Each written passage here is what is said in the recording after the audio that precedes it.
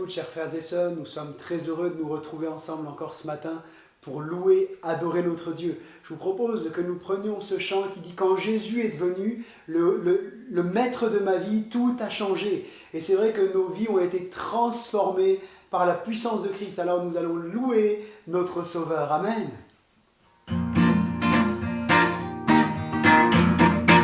Quand Jésus est devenu le maître de ma vie, tout a changé, tout a changé. Quand Jésus est devenu le maître de ma vie, tout a changé, tout a changé. La paix, la joie ne me quitte pas.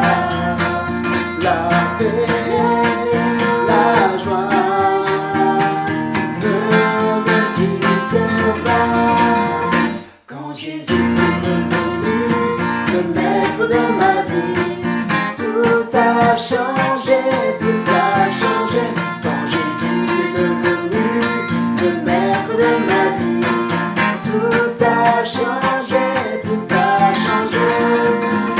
La paix, la joie ne me quitte pas.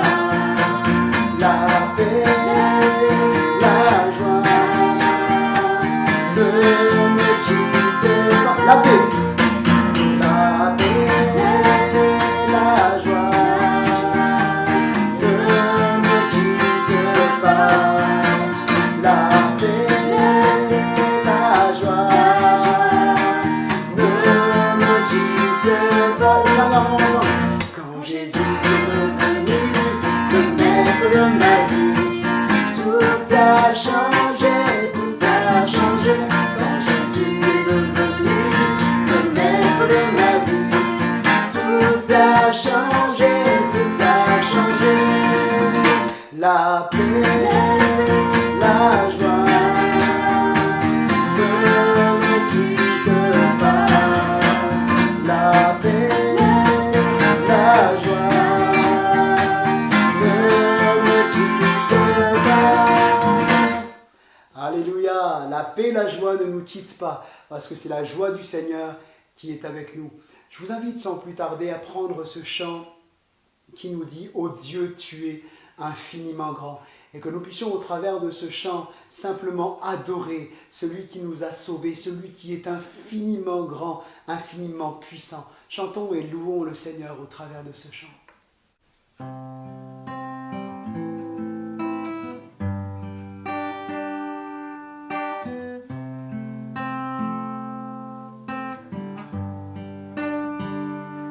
Quand je sonde l'univers,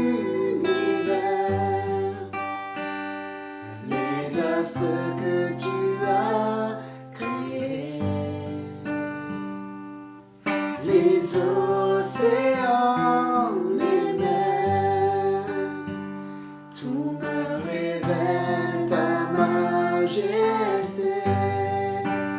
Alors mon âme veut s'écrier de tout mon cœur.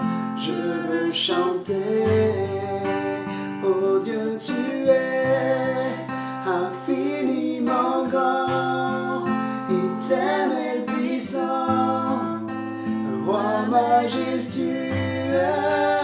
Oh Dieu, tu es infiniment grand, éternel puissant, roi majestueux.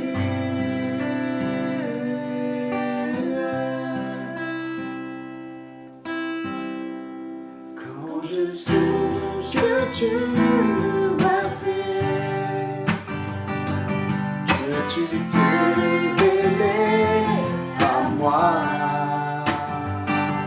que pour moi tu as tout créé, tu me révèles ta bonté. Alors mon âme veut s'écrier de tout mon cœur. Je veux chanter, chantez avec nous, alors mon âme. Alors mon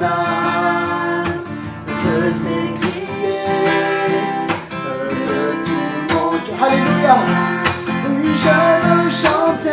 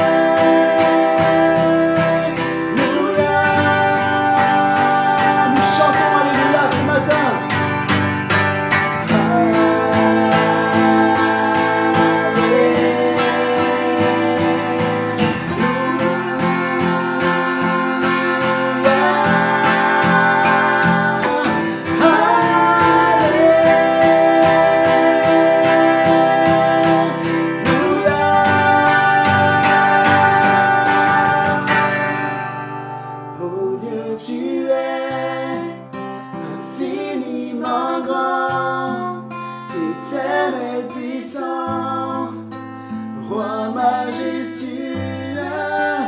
Oh Dieu, tu es infiniment grand, éternel puissant, roi majestueux.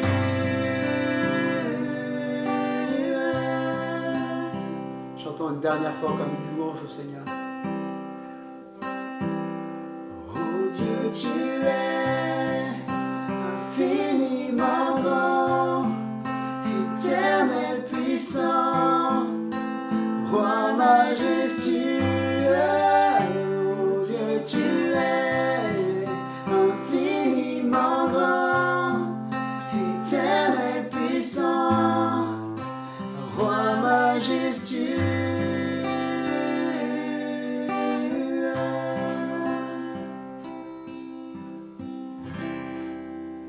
Bien-aimés, bonjour à chacun. Nous sommes très heureux de nous retrouver comme tous les dimanches matins autour de la personne du Seigneur. Après une première partie chant, nous poursuivons avec la lecture de la parole de Dieu ensemble.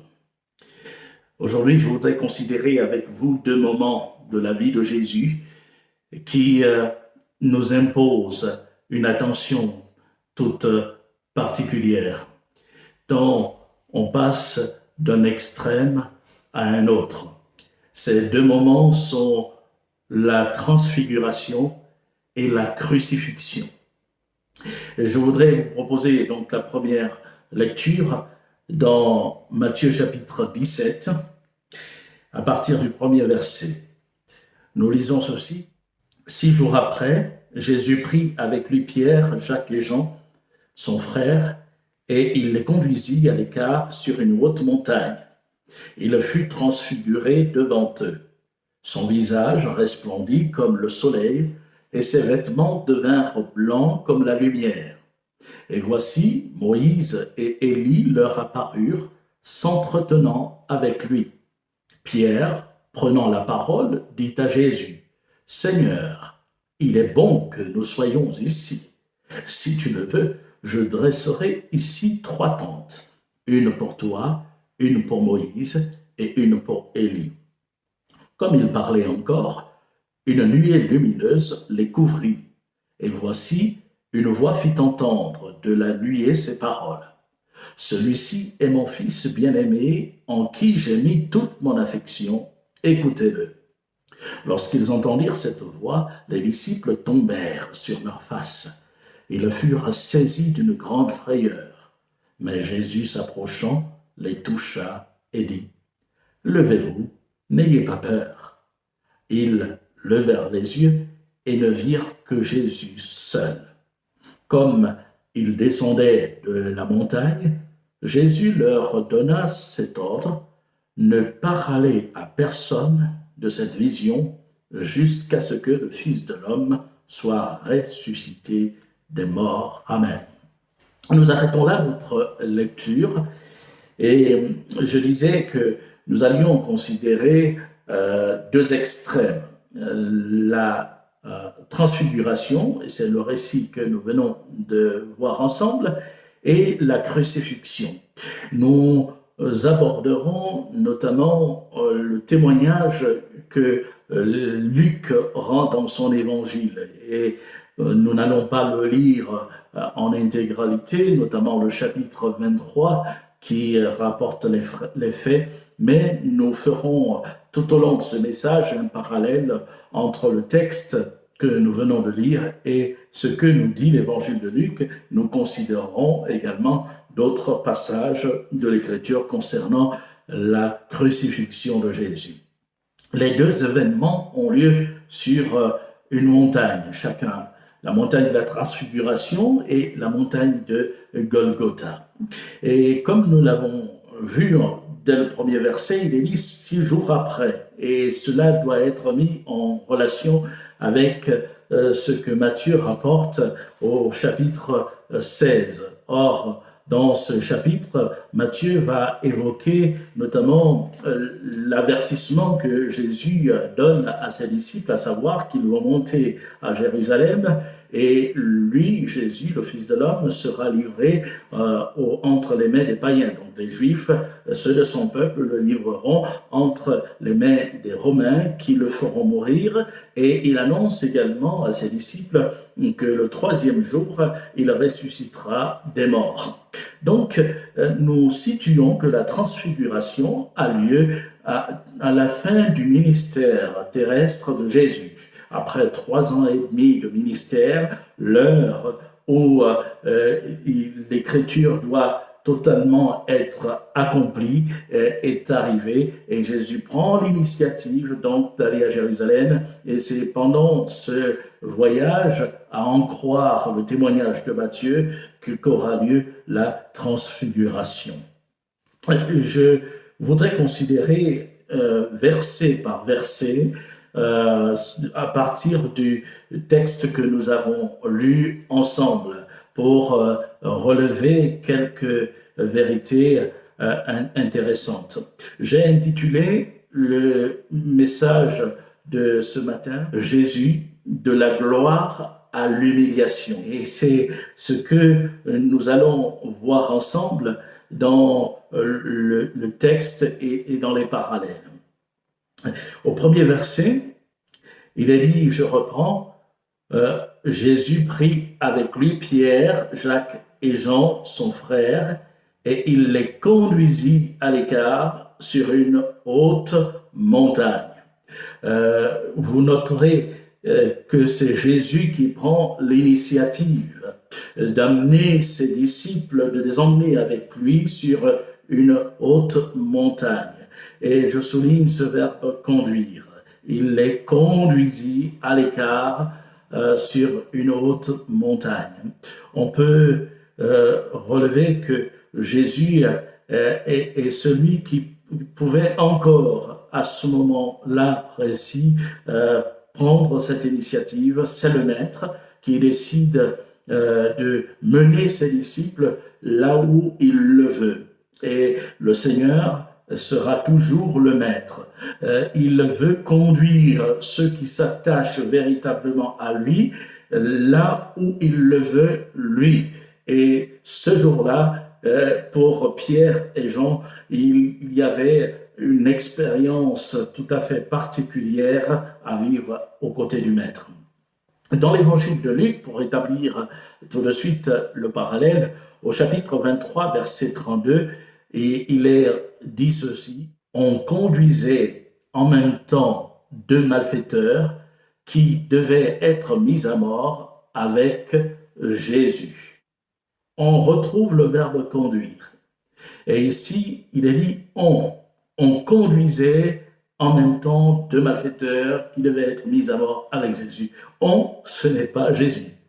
On se rapporte aux soldats. Ce pronom neutre se rapporte notamment aux soldats qui vont diriger les événements, les faits de la crucifixion. Jésus est donc conduit par d'autres personnes.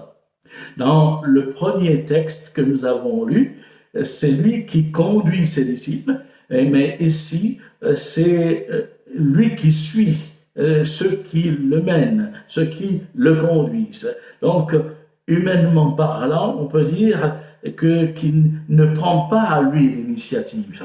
Il est là comme se livrant entre les mains de ceux qui décident. On pourrait dire que ce n'est pas lui qui décide. Alors je précise bien, humainement parlant. Car lorsque nous considérons toute l'étendue du plan du salut tel que notre Sauveur l'a réalisé, nous ne pouvons pas nous résoudre à dire qu'il n'a fait que subir les événements. Non, il y a eu là une démarche volontaire de sa part. Aussi sera-t-il plus judicieux de dire que Jésus se laisse conduire. Il se laisse conduire vers le mont Golgotha. Et en établissant le parallèle, nous relèverons que celui qui était capable de prendre l'initiative de mener ses disciples là où il le voulait, s'est livré entre les mains de ses bourreaux pour qu'ils soient conduits là où, humainement parlant, les bourreaux le désiraient eux. Cela révèle déjà l'étendue même du message. Cela révèle même l'étendue du message. C'est celui qui faisait le choix d'aller à la montagne de la transfiguration, montagne de la gloire, la manifester à ses disciples. C'est lui-même qui va aussi faire le choix de se laisser conduire à la montagne de Golgotha, suivre le chemin de douleur et être là au mont Golgotha, le mont de la souffrance. Le deuxième passage, le deuxième verset de l'évangile de Matthieu que nous avons lu, fait état donc du miracle en lui-même, le miracle de la transfiguration. Il est précisé, il fut transfiguré devant eux. Et il y a la précision, son visage resplendit comme le soleil, et ses vêtements devinrent blancs comme la lumière. Quand on s'arrête sur cette description, on est face au témoignage d'un fait miraculeux. Et un homme ordinaire ne peut pas vivre ces réalités où le visage d'un coup va resplendir comme le soleil, où ces vêtements vont devenir éclatants comme la lumière. C'est un fait extraordinaire. Et nous relevons ici toute la gloire divine. Et là, Jésus va comme relever un coin du voile pour permettre à ses disciples d'avoir un aperçu de sa gloire divine. Donc, il manifeste là toute la beauté divine. Dans l'évangile de Luc, au chapitre 23, verset 34, je cite la deuxième partie du verset, il est dit ceci: « Ils se partagèrent ses vêtements en tirant au sort. » Et j'établis le lien ici par la notion de vêtements. Sur la montagne de la transfiguration, les vêtements de Jésus sont devenus éclatants, blancs comme la lumière. Et sur le mont Golgotha, Jésus a été là dépouillé de ses vêtements.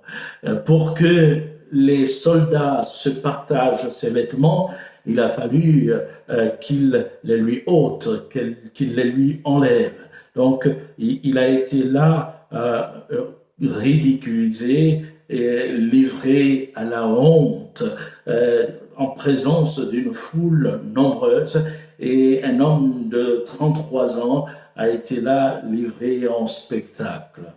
Et on voit là aussi la force du message.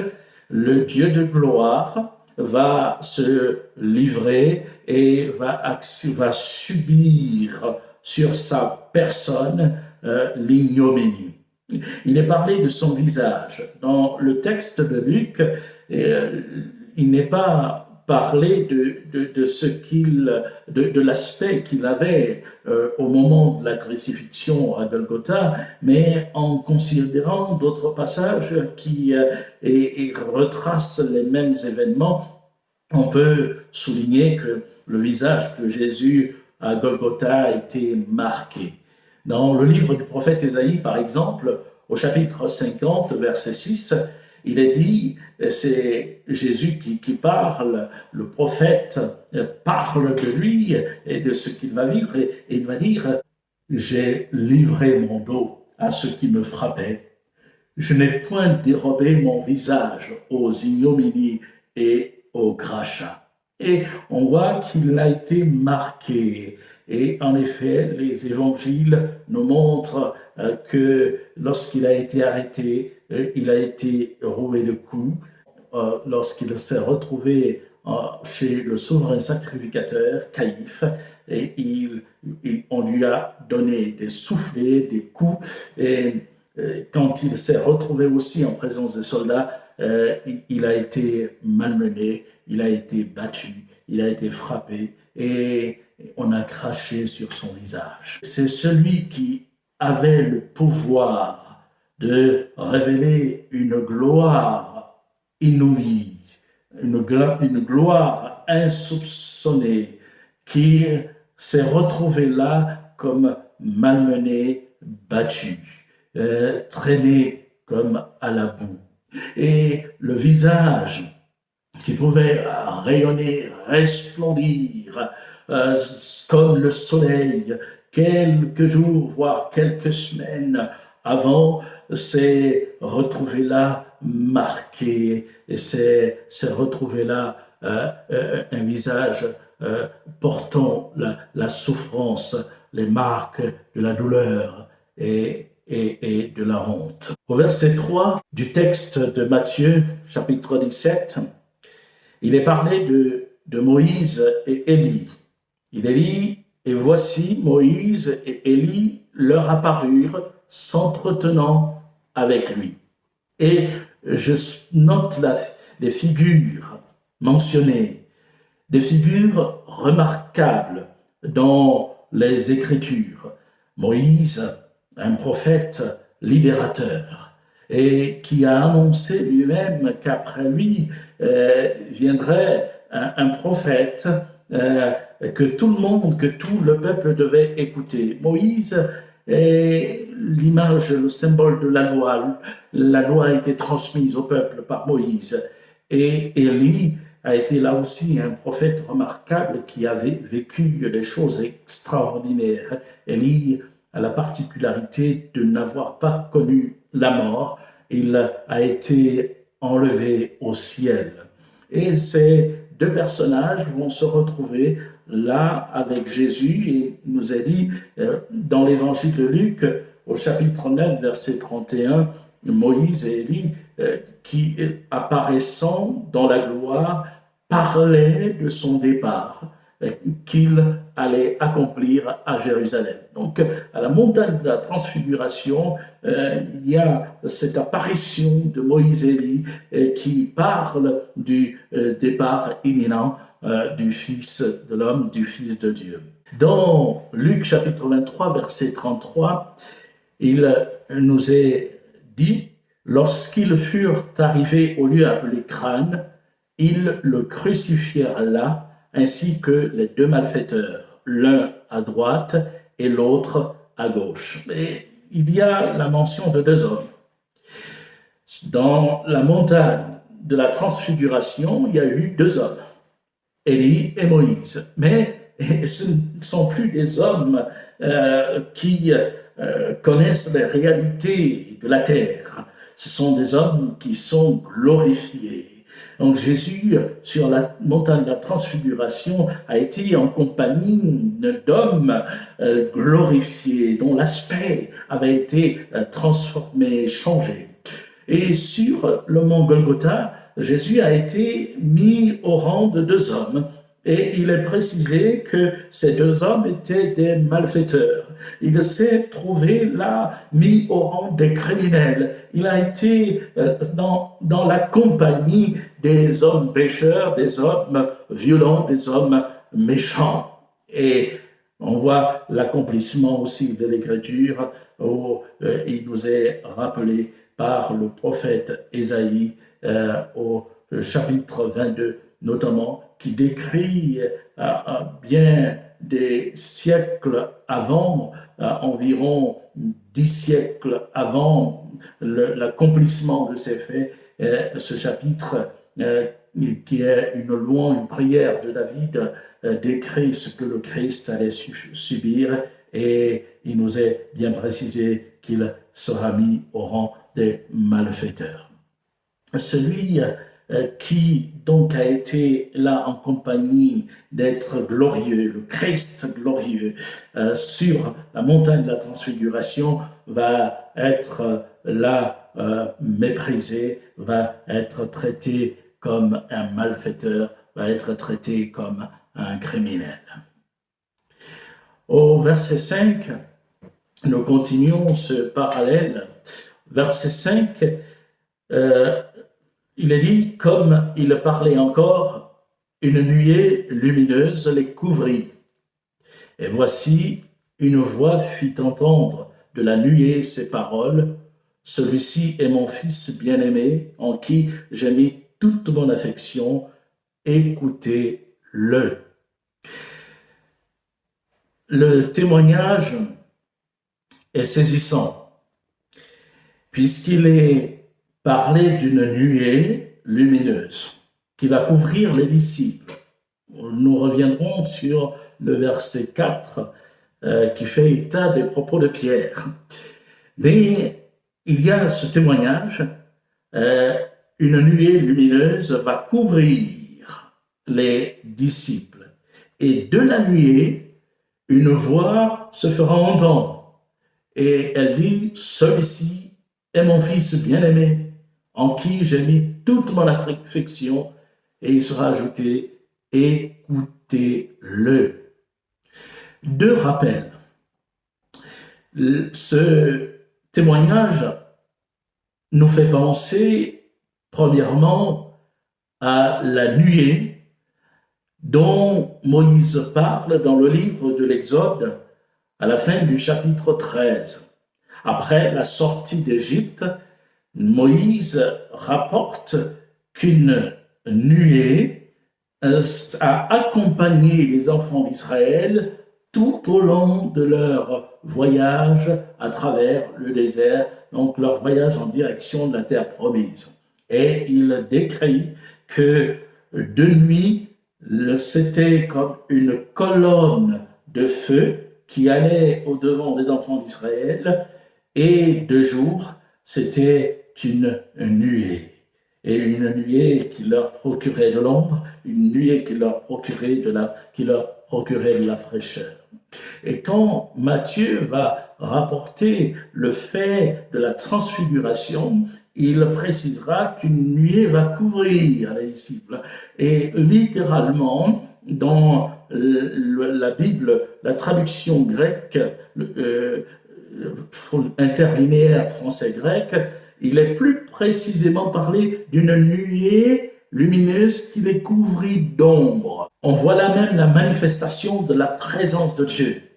La nuée qui a couvert Pierre, Jacques et Jean d'ombre était le témoignage même du fait que le Dieu qui a délivré le peuple d'Israël de l'esclavage d'Égypte, et qui l'a accompagné pendant tout son voyage, est le même Dieu qui se manifestait là en leur présence. Et nous notons donc ce fait de la nuée. Je disais que le témoignage rendu par Matthieu nous rappelle autre chose, le baptême de Jésus, qui nous est rapporté dans le même évangile de Matthieu, au chapitre 3, verset 17.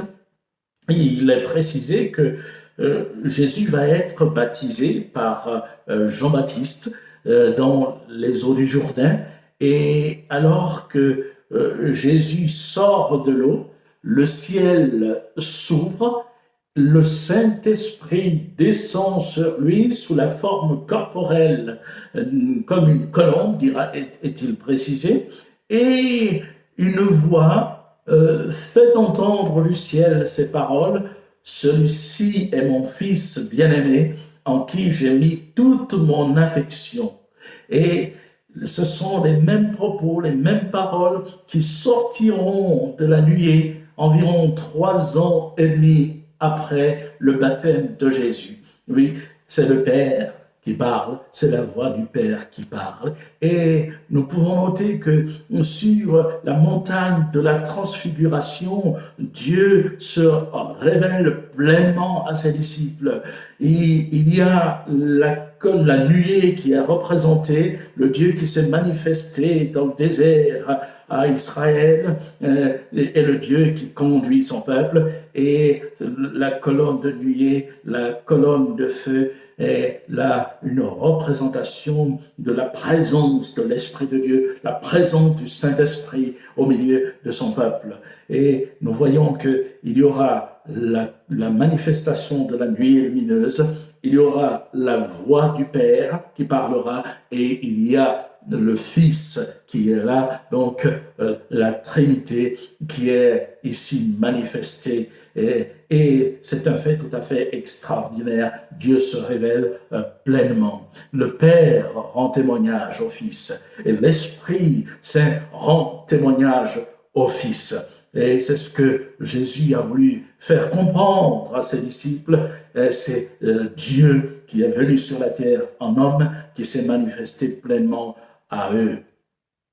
Dans l'évangile de Matthieu, chapitre 27, versets 45 à 46, nous pouvons lire ceci: depuis la 6e heure jusqu'à la 9e heure, il y eut des ténèbres sur toute la terre.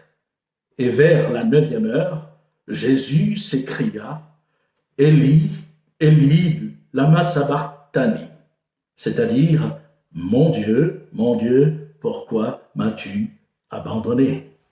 Le contraste est ici saisissant. Contraste entre la transfiguration et la scène de la crucifixion. Lorsque Jésus était sur la montagne de la transfiguration, il y a eu la manifestation de la nuée. Et le Père, Dieu le Père, a parlé. Quand il s'est retrouvé sur le mont Golgotha, il nous est dit que des ténèbres ont envahi la terre entière. Ce n'était plus une nuée lumineuse, mais c'était des ténèbres épaisses qui envahissaient la terre. Et cela va nous faire penser aussi au moment où Jésus a été arrêté dans le jardin de Gethsémani. Il dira à ses bourreaux: j'étais tous les jours avec vous, enseignant le peuple, et vous n'avez pas mis la main sur moi, mais c'est ici votre heure et celle de la puissance des ténèbres. Oui, sur le mont Golgotha, les ténèbres ont envahi. Il y avait là ce témoignage d'une terre en proie aux ténèbres. Et alors que Jésus se trouvait là, crucifié et levé sur le bois, le Père n'a pas parlé, mais c'est la voix du Fils qui s'est élevée vers le Père en disant: mon Dieu, pourquoi m'as-tu abandonné? Oui, sur la transfiguration, il y avait le témoignage du Père, il y avait le témoignage du Saint-Esprit. Et sur le mont Golgotha, Jésus se trouve abandonné. Il porte sur lui le péché de l'humanité tout entière. À Golgotha, il porte le jugement de Dieu sur lui. Il est frappé par le jugement de Dieu. Il porte sur lui le châtiment qui donnera la paix à ceux qui s'approcheront de lui de tout son cœur. C'est le Fils qui a porté le péché de l'humanité. C'est le Fils qui a pris sur lui le jugement de Dieu. C'est le Fils qui a pris sur lui le châtiment qui devait retomber sur les hommes pécheurs. Et quand nous lisons ces choses, nous ne pouvons là être que saisis, nous pouvons qu'être saisis par ce que Jésus a vécu.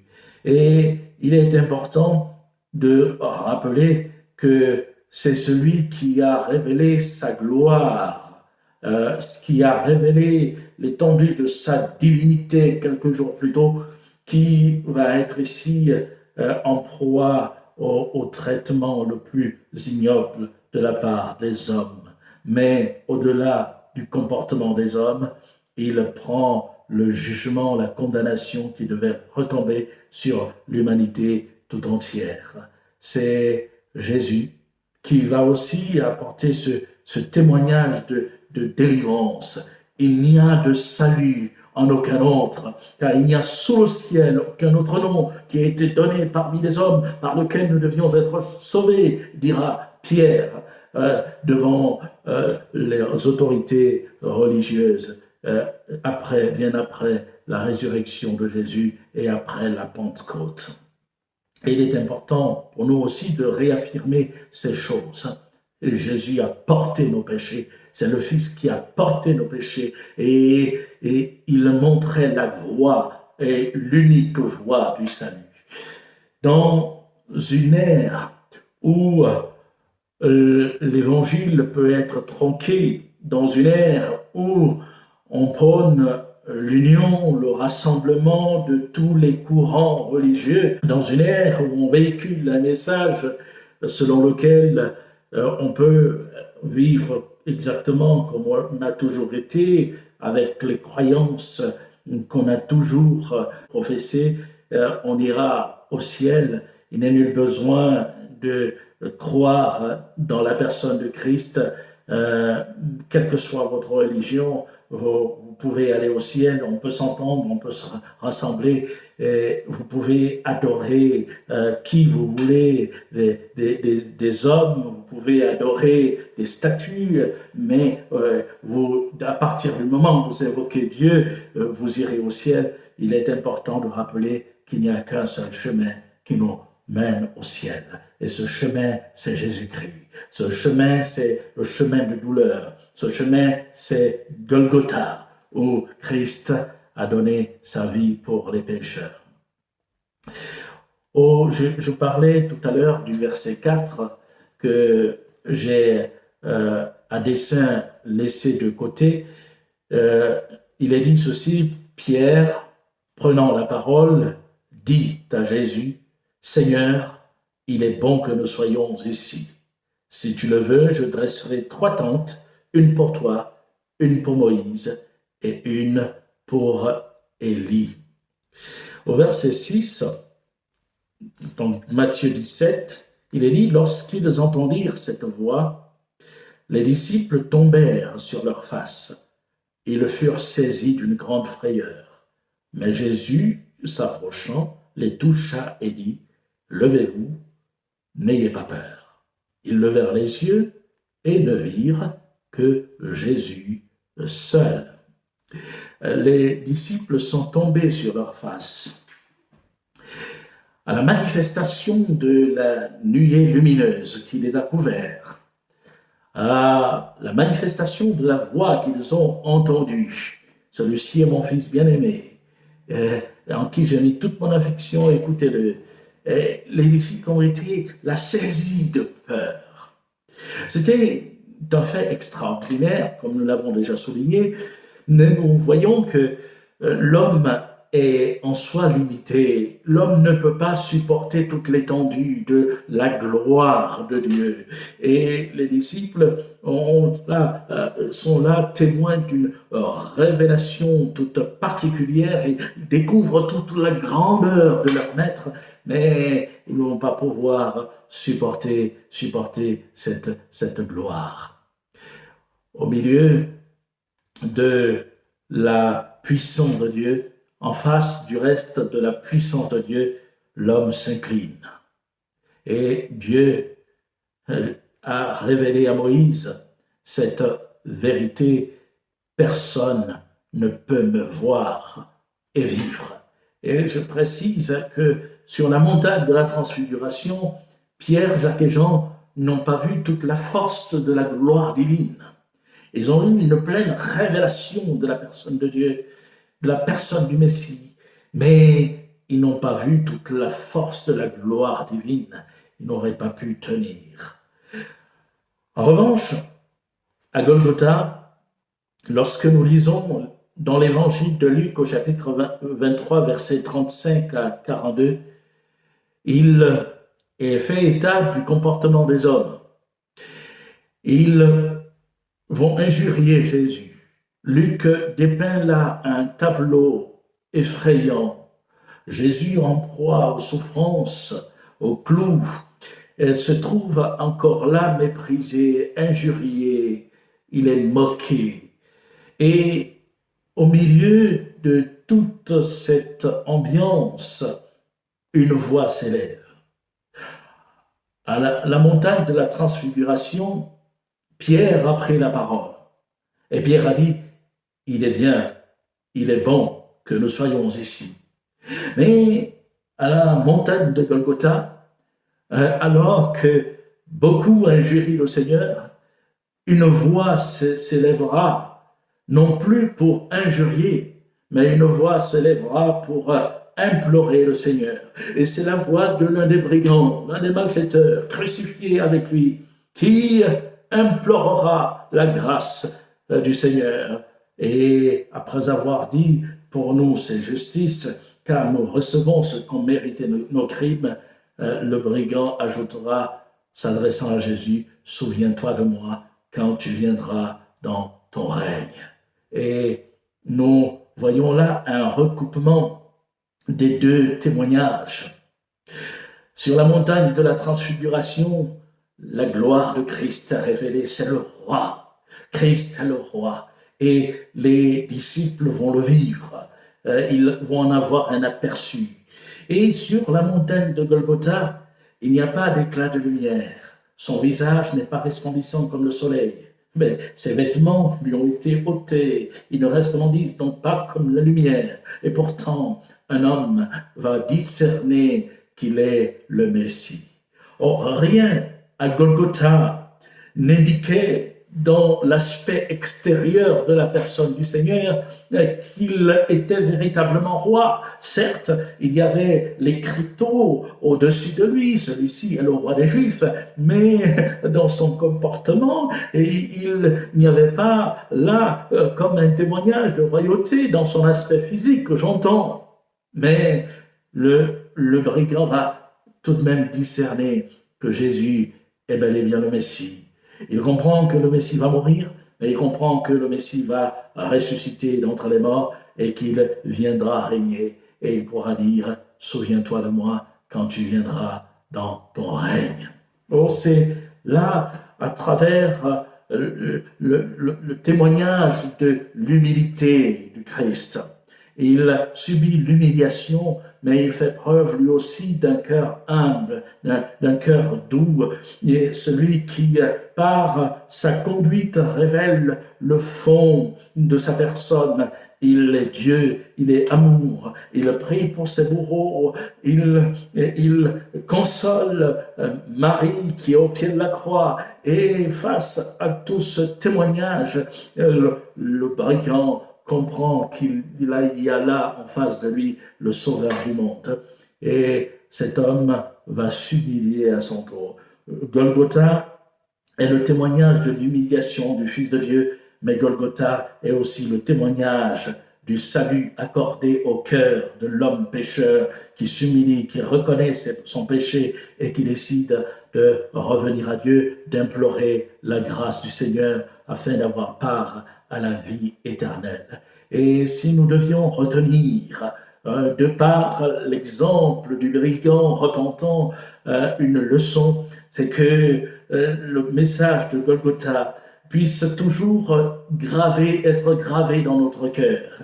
Nous voulons être de ceux qui discernent à travers l'humble et douloureuse réalité de la croix de Golgotha, et que nous voulons être de ceux qui discernent qu'il y a là la glorieuse révélation de la personne du Messie, que celui, en effet, qui s'est donné, c'est véritablement le Dieu qui pourrait manifester sa gloire, qui avait une gloire insoupçonnée et qui va ainsi se livrer, s'humilier et ainsi appeler à tirer tous les hommes à lui, afin que la vie éternelle soit le partage de tous. Bien-aimés, nous sommes face à cette réalité et nous voulons encore élever la personne du Sauveur. Nous voulons élever Jésus. Nous voulons élever celui qui a accepté de renoncer à sa gloire divine et qui s'est présenté comme un simple homme, un serviteur, qui s'est donné jusqu'à la mort de la croix. Que le Seigneur nous bénisse et que l'œuvre de Golgotha nous amène encore à discerner la gloire de celui qui va venir. En conclusion, je voudrais rappeler ce que l'apôtre Pierre, qui a vécu ces faits sur la montagne de la transfiguration, a pu écrire aux églises. Dans 2 Pierre, chapitre 1er, verset 16, et l'apôtre rappelle ceci, il dit « Ce n'est pas, en effet, en suivant des fables habilement conçues que nous vous avons fait connaître la puissance et l'avènement de notre Seigneur Jésus-Christ, mais c'est comme ayant vu sa majesté de nos propres yeux, car il a reçu de Dieu le Père honneur et gloire, quand la gloire magnifique lui fit entendre une voix qui disait « Celui-ci est mon Fils bien-aimé, en qui j'ai mis toute mon affection. » Et nous avons entendu cette voix venant du ciel lorsque nous étions avec lui sur la sainte montagne. C'est un témoin oculaire qui rapporte cela. Et vous avez noté que, en parlant de ce fait, de ce qu'il a vécu, Pierre se projette et il amène avec lui ses auditeurs et du reste il amène avec lui ses destinataires afin qu'eux aussi puissent se projeter. Ils n'ont pas vécu et nous n'avons pas aujourd'hui vécu les événements de la transfiguration, mais nous avons connu la révélation du Christ qui est venu sur la terre, glorieux, mais qui s'est dépouillé et qui a été élevé sur le bois. Pierre se projette et il met en lien l'avènement du Seigneur, la parousie. Il soutient alors que Jésus qui est venu, celui qui l'a emmené sur cette haute montagne et qui s'est révélé à lui, est le même qui est en partie reparti dans sa gloire céleste, va revenir. Et Pierre dira qu'il a vécu ces choses, le Père lui a manifesté sa gloire, lui a donné honneur et gloire. Et c'est ce Seigneur glorieux que nous attendons, celui qui s'est fait humble, mais celui qui règne en Seigneur, en Roi, et que notre cœur soit toujours porté vers lui, et que le Roi qui va venir puisse nous trouver là dans une attente réelle, en l'adorant, en le servant, mais aussi en nous mettant à l'écart avec lui dans une réelle vie de sanctification pour le glorifier et l'honorer. Que le nom du Seigneur soit béni. Merci d'avoir suivi. Que Dieu vous bénisse tous. Amen.